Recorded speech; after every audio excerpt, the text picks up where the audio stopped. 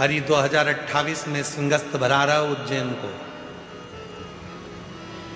अपन तो 15 दिन पहले आ जाएंगे। दूसरी बोली 15 दिन पहले क्यों? उज्जैन जाने के लिए सीहोर से तो जाना पड़ता है, उतर जाएंगे और 15 दिन कुबरेश्वर धाम और 15 दिन उज्जैन की धरा पर रहकर कुंभ का आनंद लेंगे। अब वो तो बात कर रही थी, हम सुन के आश्चर्य में पड़ गए। इनकी प्लानिंग अभी से चालू हो गई, 28 तो देरी है।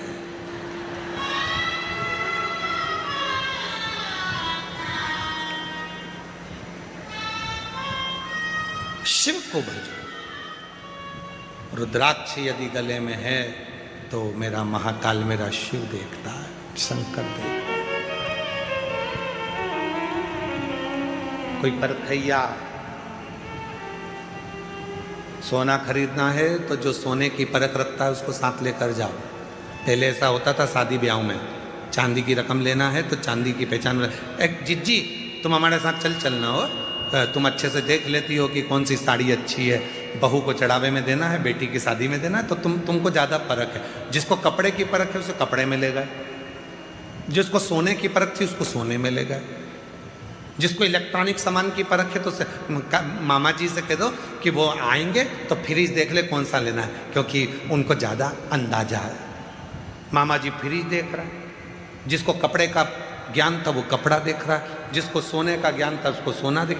सोने की परख वाले को सोना लेने जाओ तो साथ ले जाओ, कपड़े की परख वाले को कपड़ा लेने जाओ तो साथ ले जाओ, इलेक्ट्रॉनिक सामान की परख वाले को इलेक्ट्रॉनिक सामान लेने जाओ तो साथ ले जाओ, लकड़ी की परख करने वाले को लकड़ी की पहचान वाले को लेकर जाओ। उसी तरह यदि भोलेनाथ से मिलना है तो किसी भोले के भगत के साथ रम जाओ तो वो भगत अपने आप शिव से मिला है, उसके साथ रमना पड़ेगा। रमना से मतलब है भजन करना पड़ेगा, स्मरण करना पड़ेगा, संकीर्तन करना पड़ेगा, मंत्र जाप करना पड़ेगा, स्मरण करना पड़ेगा। और कोई तुमसे कह दे कि तुम अपना घर छोड़कर मेरे साथ सन्यासी बन जाओ, तुम अपना घर छोड़कर साधु बन जाओ, तुम अपना घर छोड़कर तपस्वी बन जाओ, तुम अपना घर छोड़कर गंगा के तट पर जाकर बैठ जाओ, उससे कह देना सीहोर वाले महाराज ने मना करा है, हम ना सन्यासी बनेंगे, हम ना तपस्वी बनेंगे और ना हम कहीं जाकर बैठेंगे।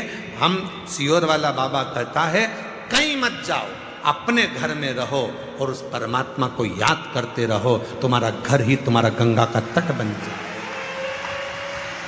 कहाँ भटकना, कहाँ जाना, क्यों भटकना हमको यहां से?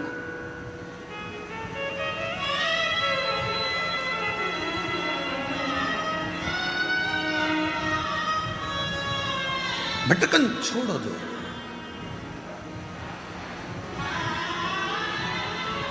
भटकन छोड़। शिव कथा कह रही है, भगवान शंकर का चरित्र कह रहा है। भक्तिंगित प्रद रुद्राक्ष पहने हुए एक व्यक्ति का दर्शन कर लेता है और घर आ जाता है। घर आकर उसने अपनी धर्म पत्नी वसुमती से कहा कि आज मुझे मार्ग में एक कोई रुद्राक्ष पहना हुआ कोई भक्त नजर आया, उसको देखकर बड़ा अच्छा लगा। अब एक रुद्राक्ष क्या क्या कमाल करता है वो शिव पुराण की कथा में इन तमिल के 63 शिव भक्तों की कथा में से एक भक्तिंगित प्रत की कथा कह रही है। भक्तिंगित प्रत की एक रुद्राक्ष कितना कमाल करता है वो देखिए।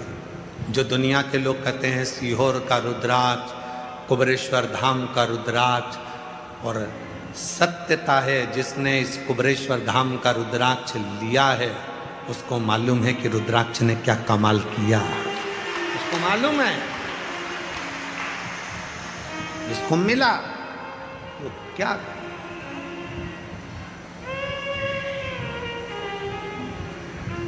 विचार किया।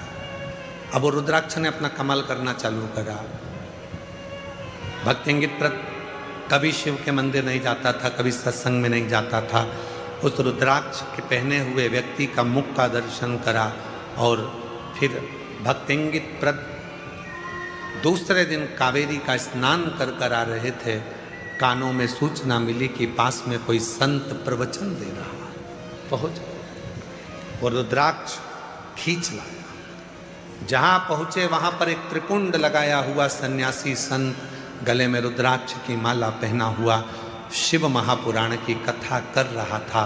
भक्तिंगित प्रद वहीं बैठ गए और बैठकर कथा को सुनते रहे। मन लग गया।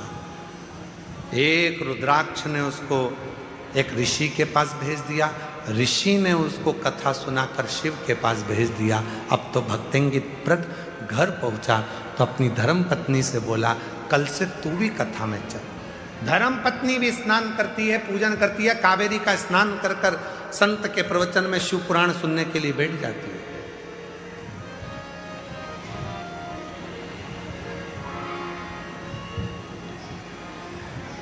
संत ने देखा कि रोज आते हैं, रोज आंखों से आंसू बहते हैं।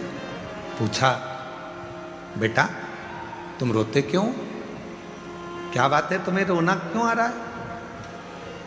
धर्म पत्नी कुछ कहती। भक्तिंगित प्रद ने मन में सोचा कि अब मैं ऋषि से क्या कहूं कि मेरे घर में औलाद नहीं, और अब तो मुझे औलाद चाहिए भी नहीं। अब औलाद की कामना नहीं है, अब औलाद नहीं चाहिए।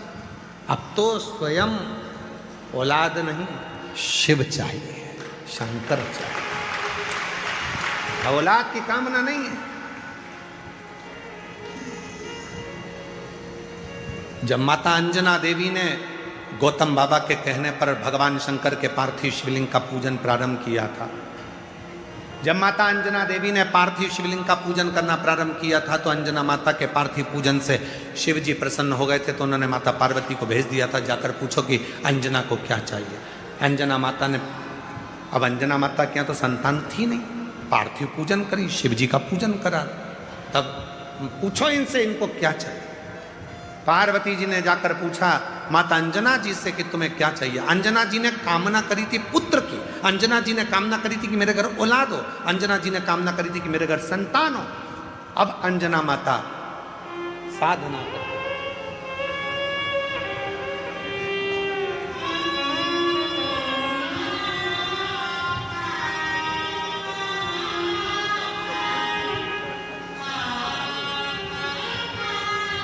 एक बार स्वामी जी के लिए जोरदार ताली बजाकर साधुवाद, जिन्होंने अपना कीमती समय रुद्राक्ष महोत्सव के इस पवित्र अवसर पर दिया।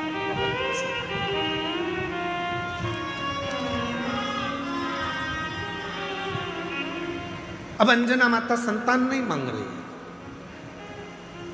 अब अंजना माता पुत्र नहीं मांग रही है। पार्वती जी ने पूछा क्या चाहिए तुमको, तुमने तप साधना करी, पार्थिव पूजन किया है, क्या चाहिए? अंजना माता कहती है मैं चाहती हूं कि मुझे शिव मिले, मेरे बेटे के रूप, मेरे घर में शंकर भगवान प्रकट हो। पार्वती जी ने शिव जी से कहा तो शिव जी ने कहा बड़ा मुश्किल है, मेरे अंश अंश अंश अंश अंश अंश अंश अंश 1000 गुना अंश को भगवान शिव कहते हैं जब प्रकट। बाली को वर था, जो तेरे सामने युद्ध करने के लिए आएगा उसका आधा बल तेरे शरीर में आ जाएगा। बोलो सही है कि गलत है? आधा बल उसका तेरे शरीर में आएगा। ये बाली को वचन था, वर था।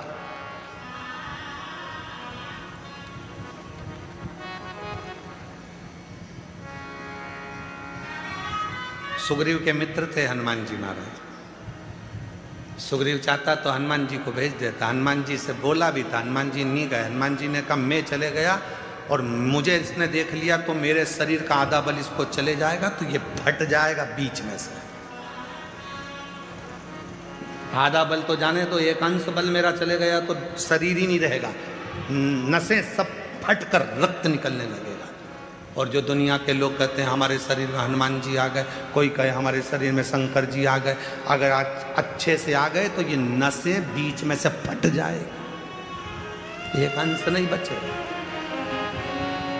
इसलिए फालतू के चक्कर में पड़ो मती, एक लोटा जल सारी समस्या का हल। व्यर्थ की चिंता करो मती कि हम वहाँ जाएंगे तो वहाँ से ये होगा, वहाँ जाएंगे तो वहाँ से ये होगा, कुछ नहीं होने वाला। अपनी मेहनत अपने को करना है, अपने कपड़े अपने को पहनना है, अपने को खांसी चले तो अपने को खांसना है, अपने को हाथ में खुजाल चली तो अपने को खुजालना, अपने को भूख लगी तो भोजन अपने को करना है। रात को पानी भी गिरेगा तो अपने को खुद उठ के जाना है, पड़ोसी से कहोगे ले चल भैया, तो वो खुद का बैग ले जाएगा, तुमको नहीं ले जाएगा। बोलो बोलो, कल रात को 2:42 पे पानी आया, 12:38 पर पानी आया रात्रि। हम सब समय पे जग रहे थे, पूरी रात तुम्हारे चक्कर में नींद ना आई है। पूरी रात सीहोर में पानी था, अष्टा में पानी था, अमलाय तक पानी था, चौराहे पर पानी था, पर मेरे कुबेर भंडारी ने हाथ में झेल रखा था कि थोड़ा बच सब दूर जाए।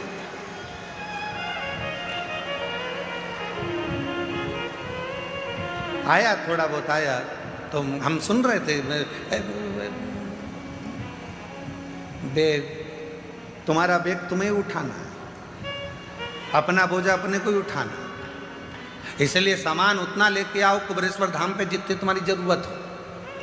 अब लेके ढेर सारा आ गई, ले जाना भी उतने, और ऊपर बच्चा था तो बाजार में घूम के दे जरा, एक फोटो दे दो, एक गुच्छा दे दो, बंदरवाल दे दो, सामान इतना इकट्ठा, और ऊपर से जितने भी भक्त आए तो कोई ने टॉफी बांटी, कोई ने बिस्कुट बांटा, और तुम बैग में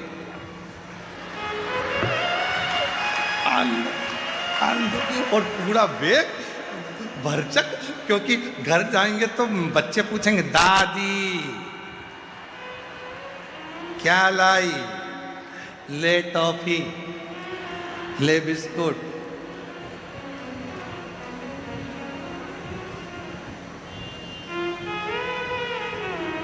कितना कितना भाव है सब लोगों का, कितना प्रेम है आप लोगों का। तो ये भार थोड़ा कम रखो, ठीक है, अपने भाव से अपने आनंद में आओ, अच्छे से आओ। पिता का घर है, बहुत प्रेम से खूब भरपेट पाओ। 10 बजे से भोजन चालू होता है, रात के 8 बजे तक चलता है। 3 ट्रिप निपटा रहे हो, सवेरे का अलग, दोपहर का अलग और शाम का अलग। 5 रुपए की एक पानी की बोतल मिल जाती है, 1 लीटर की। पेटी पास में लग के बैठे हो, साड़ी डाल के।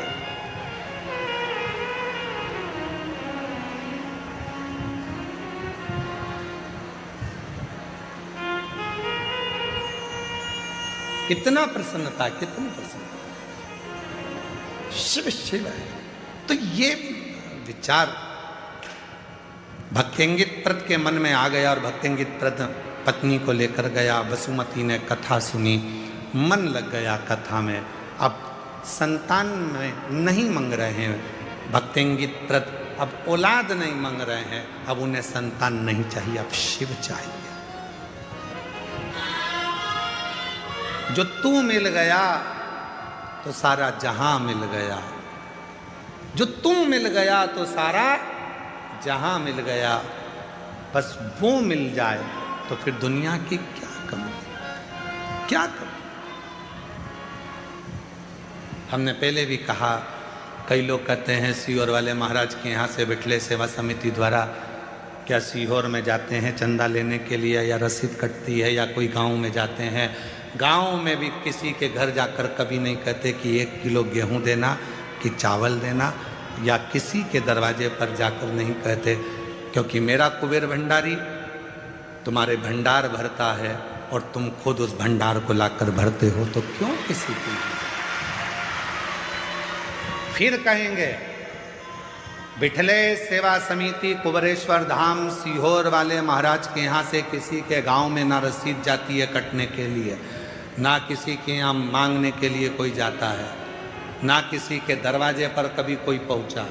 और तुम्हारे यहाँ अगर कोई रसीद लेकर आए, कोई कहे, तो उसका जवाब तुम खुद दो। पार्किंग भी बिठले सेवा समिति की 85 एकड़ की पार्किंग रखी, वो निःशुल्क रखी। भोजन निःशुल्क रखा। पानी का केवल 5 रुपये शुल्क इसलिए रखा कि पानी की बोतल को तुम व्यर्थ ना फेंको, कम से कम 5 रुपये की कीमत समझो, इसलिए 5 रुपये। नलों में आरओ के पानी चल रहे हैं, सब फ्री, शौचालय फ्री, शौचालय में भी कोई आपको 1 रुपया नहीं मांग सकता, शौचालय फ्री, चिकित्सा फ्री, सब फ्री। यहाँ प्रेम से बस बाबा के धाम आए हो, श्री शिवाय नमस्तुभ्यम जपो, भजो, पिता से बात करो, बाबा से अपने मन की बात कहकर अपने घर को जाओ, ये काम और कुछ नहीं। अब हमको चाहिए तो शिव चाहिए, जो तो मिल गया तो पूरा जहां मिल गया, पूरा जहां। अब मैं औलाद मंग भी लूंगी तो क्या करूंगी मंग कर, तुम मेरे पुत्र के रूप में रहो, तुम मेरे बेटे बन जाओ। दोनों प्रवचन सुन रहे थे, संत प्रवचन दे रहे थे। भक्तिंगित प्रत ने संत से जाकर निवेदन करा कि मैं पहले औलाद के लिए, बच्चे के लिए, पुत्र के लिए आंखों से आंसू बहाता था, अब मुझे पुत्र नहीं, अब मुझे ये बताओ कि मेरा शिव प्राप्त कैसे होंगे। संत ने मुस्कुराकर कहा, शिव को पाना बहुत कठिन है, इसलिए एक काम कर, जिसके गले में रुद्राक्ष पड़ा हो, मस्तक पर भस्म लगी हो, तिलक लगा हो, उसकी तू सेवा करना चालू कर दे। भगवान को पाना है तो शिव भक्त को पकड़ ले तो शिव पकड़ाई में आ जाते हैं। शिव भक्त को पकड़ो। आप सभी के कंठ में रुद्राक्ष विराजमान है, सबके गले में लाल धागे में रुद्राक्ष रखा हुआ है, सबके पास रुद्राक्ष है। बच्चे भी पहने हैं, माताएं भी पहनी हैं, बुजुर्ग भी पहने हैं, बड़े भी पहने हैं। आप जब यहाँ आते हो, इतने सारे शिव भक्त आपको टॉफ़ी बांटते हैं, बिस्कुट बांटते हैं, पानी की बोतल बांटते हैं, पोहा बांटते हैं, समोसा बांटते हैं, हलवा बांटते हैं, आइसक्रीम बांटते हैं। कल रात को कोई भोपाल का एक भक्त आया था, गाड़ी भरकर आइसक्रीम लेकर खूब बांट कर गया। कोई हरियाणा से एक भक्त आए हैं, वो कहाँ बैठे हैं, यहाँ कहीं बैठे हुए हैं। वो प्रत्येक शिव या रुद्राक्ष उत्सव में, कावड़ यात्रा में 22 बोरा भर भर कर पोहा गला गला कर पोहा बढ़वाते हैं। और आज भी उनका 7 दिन से लगातार पोहा, ये इनको एलईडी पर आप देखिए, एलईडी पर देखिए। शून्य पे थे जब बाबा के धाम पर आते थे, आप उनसे उनकी खुद की कहानी सुनना। शून्य पे थे जब कुबेरेश्वर धाम आते थे। हम बाहर घूम रहे थे 4-5 साल पहले, तो वो बोले कि हम बहुत परेशान हैं, विदेश में भी काम चल रहा है। इसको शिव कहते हैं। किसको खिलाने आए हो? जिसके गले में रुद्राक्ष है। किसको देने आए हो? जिसके मस्तक पर तिलक है, त्रिपुंड है, तिलक लगा है, जो शंकर की भक्ति में डूबा हुआ है। शिव महापुराण में भक्तिंगित प्रत की कथा कर रही है। 63 शंकर के भक्तों में से भक्तिंगित प्रत की कथा कहती है कि जिसके गले में रुद्राक्ष पड़ा होता है, मस्तक पर तिलक लगा होता है, उस शिव भक्त का यदि मुख भी झूठा कराया जाता है तो लगता है कि शंकर ने प्रसाद पाया है और उसका फल मिलता है।